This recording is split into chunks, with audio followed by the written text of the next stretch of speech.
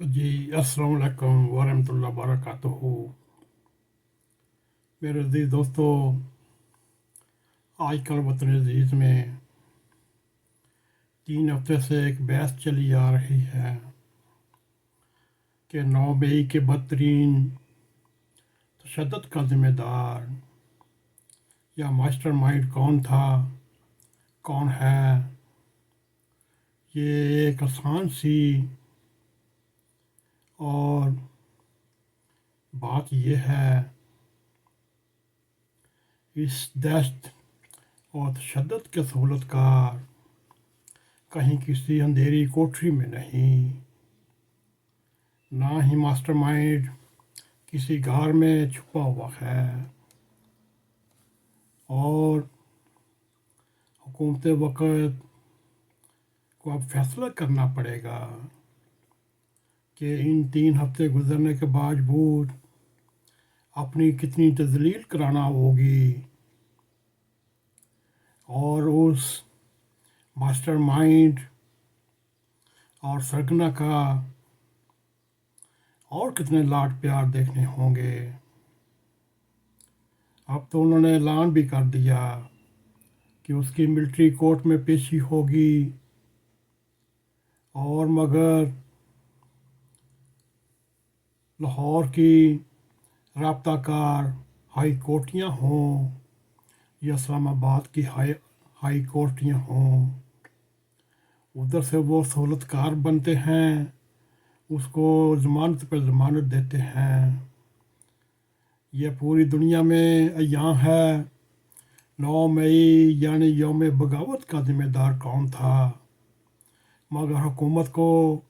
نظر نہیں آ رہا، یا حکومت کے بس کی بات نہیں، جو اس وقت اس کے چمچے لاہور ہائی کورٹ میں بیٹھے ہوئے ہیں۔ اس بدترین بغاوت تشدد کے ذمہ داروں کو ضمانتوں پر ضمانتیں دے رہے ہیں۔ حالیہ دنوں میں لاہور ہائی کورٹ کے ایک چمچے نے یہ فیصلہ کیا، 11 ضلعوں میں جتنے بھی یہ دہشت گرد یا بغاوت میں ملوث تھے ان کی آزادی کا اعلان کر دیا۔ میرے عزیز دوستو، شاید آپ کے علم میں ہو، جو سب سے بڑی عدالت ہے، جو سب سے بڑے سہولت کار ہیں، وہ چیف جسٹس اور جج صاحبان بھی اپنی بیوی بچوں کے آگے بے بس ہیں، وہ بھی اس کے سہولت کار بنے ہوئے ہیں۔ ان کو ذرا بھی شرم ہو یا نہیں، اگر پاکستان رہے گا تو وہ چیف جسٹس بنے گا یا جسٹس بنے گا یا رہے گا۔ نعوذ باللہ اگر پاکستان نہیں، وہ کس کے اوپر اپنی عدالتیں چلائیں گے؟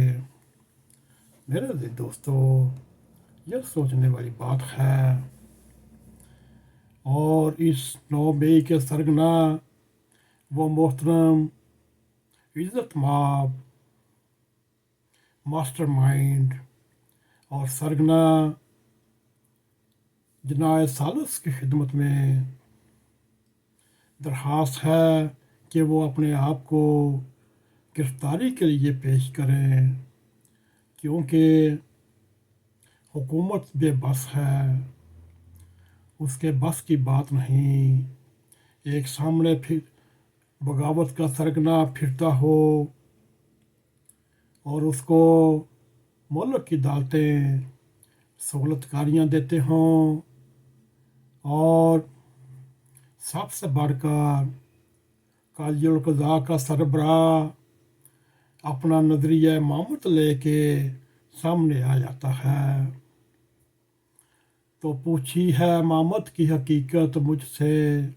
حق تجھے میری طرح صاحب اسرار کرے،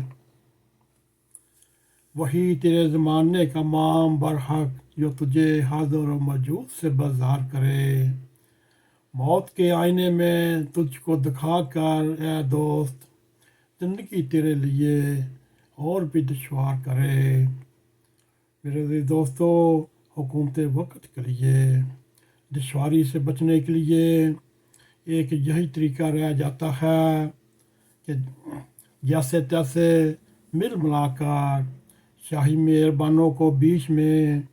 ڈال کر قاضی القضاء کے صدر کو اور اس کے عملے کو بیچ میں ڈال کر ان سے گزارش کی جائے اپنے بال بچوں کے لیے اور ان کے ساتھ زندگی گزارنے کے لیے باہر تشریف لے جائیں۔ قوم سے آپ نے ایمانداری کے نام پر بہت اچھا مال و سبب اکٹھا کر لیا اور وصول کردہ طوائف کو بیچ کر اپنی عاقبیت سنوار لی،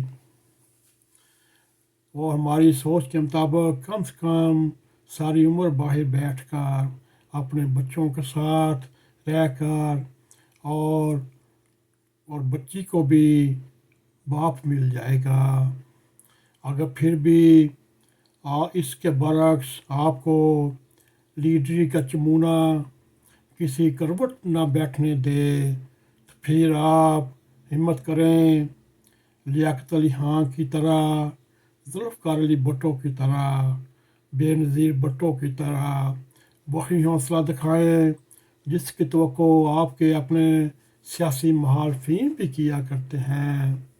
مت بھولیں، حکمرانی یا حصول اقتدار کی ہوس و حسرت اگر سینے میں تڑپنے لگے تو پھر آپ کو ایسے چمونے لڑنے لگیں گے، پھر آپ کو ملٹری کورٹس ہو یا جیلوں کی اذیت ہو برداشت کرتے ہوئے سولی پر چڑھ جانا چاہیے اور ہمیشہ کے لیے قائد عوام یا شہید ملت کہلاتے ہیں۔ مگر اے بزدل خاں، اے چول خاں، تم میں ہمت نہیں اور نہ ہی تم جیل کی گرمی سہ سکتے ہو۔ تم میں کہاں ہمت ذوالفقار علی بھٹو بنو، بے نظیر بھٹو بنو یا لیاقت علی خان بھٹو بنو۔ میرے عزیز دوستو، اس کا انجام یہی ہے، دنیا میں ہی ذلیل ہو کر اس نے مر جانا ہے اور تاریخ میں لکھا جائے گا ایک ایسا بھی حکمران آیا جو موت سے ڈر کر سر کے اوپر بالٹیاں لے کر عدالتوں میں پیش ہوتا رہا۔ میرے عزیز دوستو، اگر آپ کو ہمارا یہ پروگرام پسند آئے، اس کو لائک بھی کریں، اس کو شیئر بھی کریں، کمنٹ سیکشن میں جا کر اپنا اظہار خیال کرتے ہوئے n.a.q TV4 کو سبسکرائب کریں اور جاتے جاتے بیل آئیکن کو کلک کریں تاکہ ہماری تازہ ویڈیو آپ تک پہنچ جائیں۔ اسی کے ساتھ ہمیں اجازت دیں، بائے بائے، السلام علیکم ورحمۃ اللہ وبرکاتہ۔